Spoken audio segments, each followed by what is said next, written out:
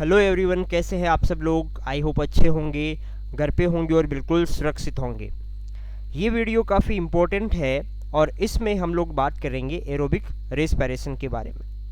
इससे पहले जो रेस्पिरेशन इन प्लांट वाला वीडियो फर्स्ट था, उसमें मैंने नॉर्मल रेस्पिरेशन होता क्या है उस चीज़ को एक्सप्लेन किया था।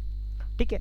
इसके अलावा टाइप्स ऑफ रेस्पिरेशन, एरोबिक और एनएरोबिक रेस्पिरेशन जो है उनमें डिफरेंस क्या होता है, उस चीज़ को भी अच्छे से समझाने की कोशिश करी थी। तो अगर आप लोगों ने वो वीडियो नहीं देखा है तो इससे पहले वो वीडियो आप ज़रूर देख लें। कंटिन्यूस सीरीज़ के थ्रू आप चलते रहे, वीडियो 1 से लेके कंटिन्यूस जो भी वीडियो आते हैं उनको उसी ऑर्डर में आप देखेंगे तो टॉपिक जो है वो काफ़ी इजीली आपको समझ में आ जाएगा। ठीक है। आज के इसमें वीडियो में अपन देखने वाले हैं रेस्पिरेशन का जो टाइप है, कौन सा, aerobic respiration. Aerobic respiration, aerobic respiration होता क्या है उसको अपन देखेंगे।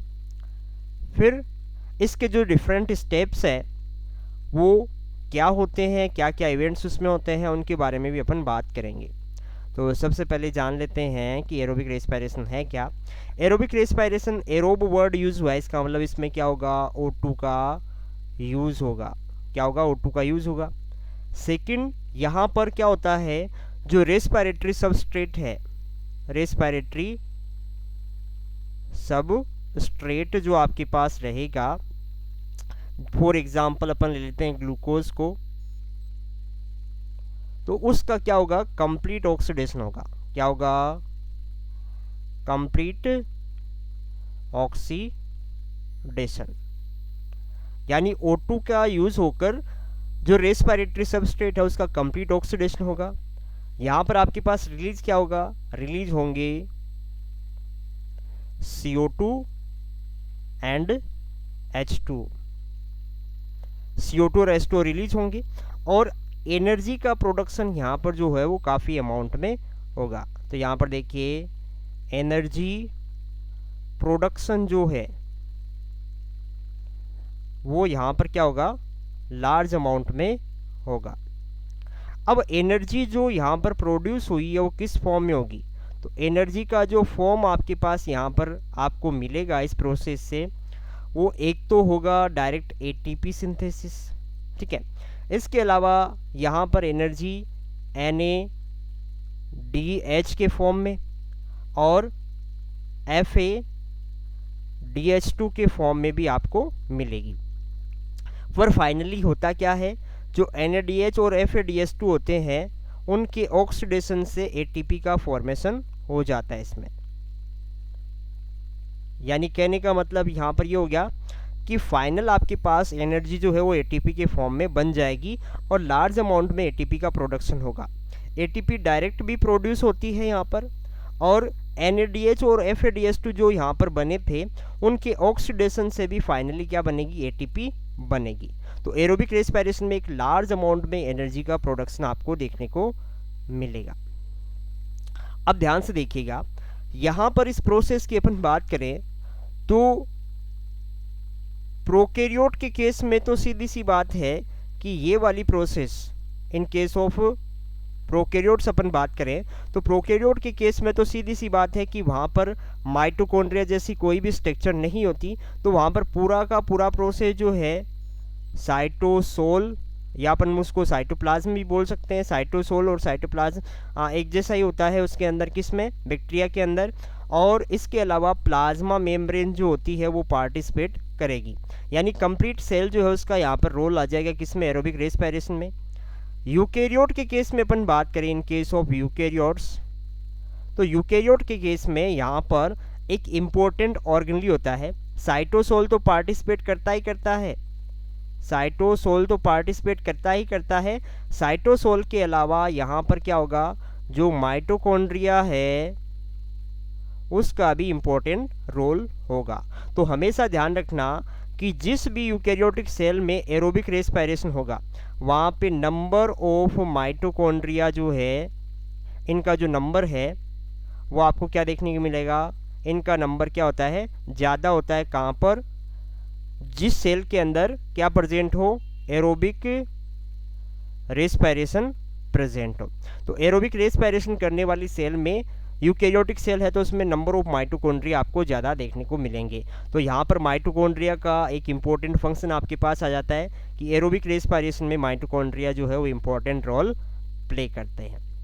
बात क्लियर है इतनी। O2 का यूज़ होगा एरोबिक रेस्पिरेशन में, CO2 और H2O यहाँ पर रिलीज होंगे।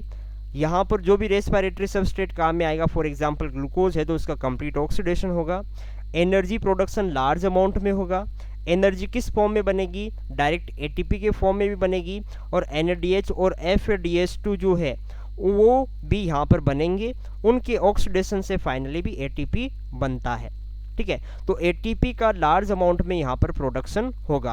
आप सबको पता है कि अपनी बॉडी में या जो भी लिविंग ऑर्गेनिज्म है उनकी बॉडी में ATP जो है वो एनर्जी करेंसी के तौर पे वर्क करता है। डिफरेंट टाइप की प्रोसेस में इसकी रिक्वायरमेंट होती है। प्रोकैरियोट केस में साइटोसोल और प्लाज्मा मेम्ब्रेन जो होती है उनकी सेल की, वो दोनों पार्टिसिपेट करते हैं इस प्रोसेस में। यूकैरियोट में साइटोसोल और माइटोकॉन्ड्रिया जो है उस दोनों इसमें पार्टिसिपेट करेंगे। ध्यान रखना, माइटोकॉन्ड्रिया की अपन बात करें तो माइटोकॉन्ड्रिया का नंबर एरोबिक रेस्पिरेशन करने वाली सेल में ज़्यादा होता है। बात क्लियर है। रेस्पिरेशन का सिंपल सा मतलब यही था कि oxidation of organic material for the production of energy, यानी किसी भी ऑर्गेनिक मॉलिक्यूल जैसे ग्लूकोज है, कार्बोहाइड्रेट का एक एग्जांपल हो गया। ग्लूकोज के अलावा जैसे लिपिड है, प्रोटीन है, न्यूक्लिक एसिड है, उनका ऑक्सीडेशन होता है और उससे एनर्जी रिलीज होती है, तो उसको रेस्पिरेशन अपन बोलते हैं। एरोबिक रेस्पिरेशन में कंप्लीट ऑक्सीडेशन हो जाता है और एनएरोबिक में क्या होता है? इनकम्प्लीट ऑक्सीडेशन होता है। बात क्लियर है? तो इस चीज़ का थोड़ा ध्यान रखिएगा। अब नेक्स्ट प्रोसेस में अपन बात करेंगे कि जो एरोबिक रेस्पिरेशन है, इस एरोबिक रेस्पिरेशन में कौन कौन से स्टेप्स आपको देखने को मिलते हैं। तो यहाँ पर अपन बात करने वाले हैं स्टेप्स ऑफ एरोबिक रेस्पिरेशन की। Steps in aerobic respiration. Aerobic respiration की अपन बात करें तो इसमें जनरली आपको 3 स्टेप देखने को मिलते हैं। कितने स्टेप? 3 स्टेप्स जो है वो इसमें प्रेजेंट होते हैं। कौन कौन से स्टेप होते हैं? सबसे पहला स्टेप इसमें होता है ग्लाइकोलाइसिस। सेकंड जो स्टेप होता है वो होता है क्रेब्स साइकिल। और थर्ड जो स्टेप आपके पास यहाँ पर होगा उसको अपन क्या बोलते हैं? Oxidative phosphorylation. ठीक है। ग्लाइकोलाइसिस की बात करें तो ग्लाइकोलाइसिस की जो प्रोसेस होती है वो इन केस ऑफ प्रोकैरियोट्स, भाई एरोबिक रेस्पिरेशन प्रोकैरियोट में मिल सकता है और यूकैरियोट में भी मिलता है। तो यहाँ पर ध्यान रखिए कि प्रोकैरियोट के केस में ये वाली प्रोसेस कहाँ पे होगी? साइटोसोल में। और इन केस ऑफ यूकैरियोट भी ये वाली प्रोसेस कहाँ पे होगी? साइटोसोल में। क्रेब साइकिल की अपन बात करें तो Krebs cycle in case of prokaryote के केस में क्रेब साइकिल जो है वो कहाँ पर होता है? साइटोसोल में ही होगा। और इन केस ऑफ यूकैरियोट में क्रेब साइकिल की जो प्रोसेस है वो आपको देखने को मिलती है कहाँ पर? माइटोकॉन्ड्रियल मैट्रिक्स में। माइटोकॉन्ड्रिया का जो मैट्रिक्स पार्ट होता है उसमें ये प्रोसेस देखने को मिलती है।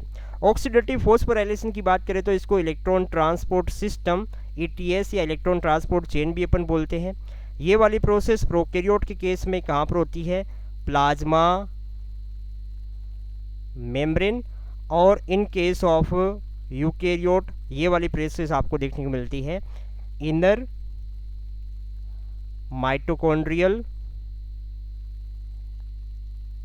मेम्ब्रेन में। माइटोकॉन्ड्रिया की जो इनर मेम्ब्रेन होती है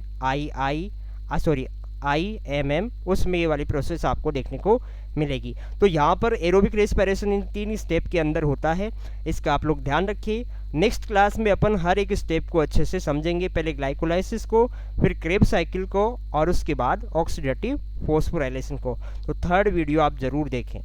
इसी के साथ सबको बाय एंड टेक केयर।